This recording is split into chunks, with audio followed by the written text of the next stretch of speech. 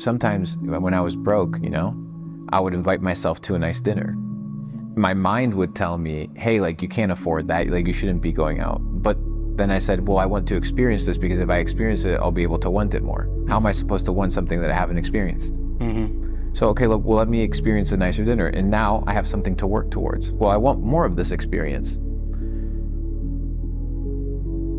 What I've come to realize about mindset and thoughts, and then I want to ask you about what you think about it, is not only that it originates from your context and your environment, but it also comes from how you position yourself.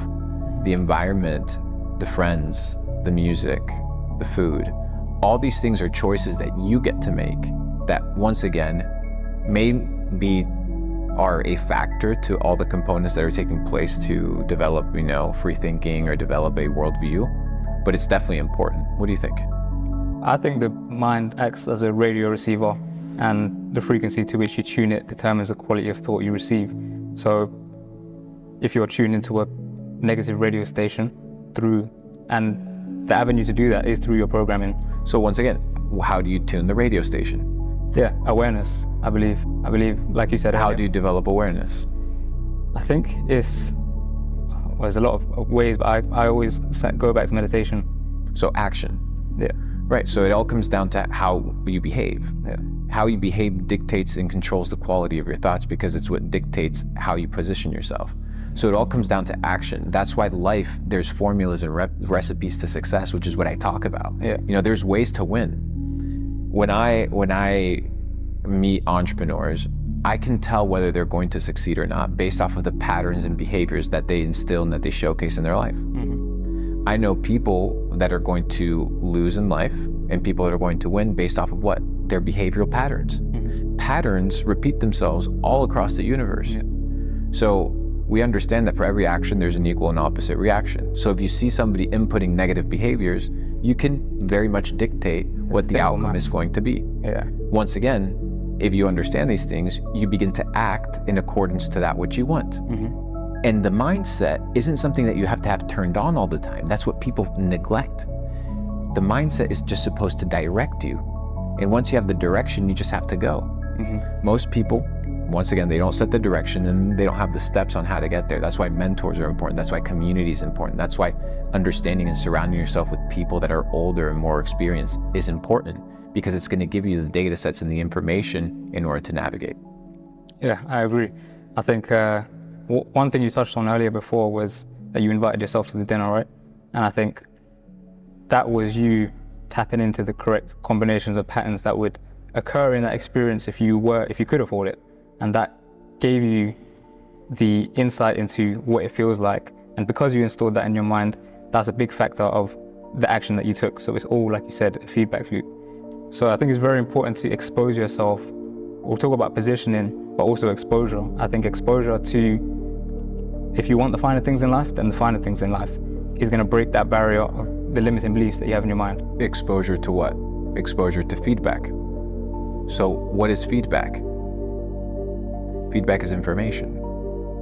So once you receive feedback, let's say you go and experience something, you need to go and do some self-analysis and ask yourself, okay, how do I experience more of this, or how do I not experience this again? Like if you f up, you should do some introspection and some feedback analysis on why is it that you did what you did and how do you not repeat it. Most people are in feedback loops of negativity. They don't know how to exit them because they don't stop and analyze the feedback. So the loops that they're in, they're stuck. So what you need to do is position yourself like a stoic outside of your thoughts, your emotions, position yourself out there, observe what is taking place and ask yourself, how do you correct it and how do you improve it? The scientific method is the method that I utilize as a basic framework for determining whether something is going to be useful for me or not. The scientific method is very simple. You go from observation to analysis, to thesis, to hypothesis, to testing, to observing, and then to, if you have to, iterate. And then you continue until you find truth. Science is the pursuit of truth, right? So what you need to do is have a pattern as to how you think, a model of thinking that lets you filter truth. If I ask you right now, how do you filter a thought, whether it's true or not? Do you have a process of thought that you go through? Most people don't, but you can develop one very quickly. Yeah. That's why most people fall prey to propaganda. They can't. That's why when you tell people, hey, you know, it was obvious, it was a scam. Well, how did you know? Well, the patterns were there. You just did not have the wherewithal to observe them, but they were there.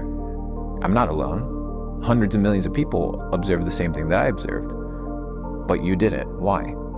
And this is the pattern recognition that determines whether you have the ability to freely think or not.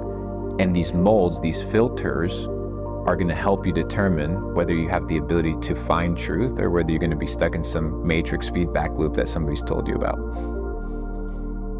Do you think we're all connected by thought? There's some sort of joint consciousness. There's a mind saying lakik alakin, and that basically means that I'm just another you.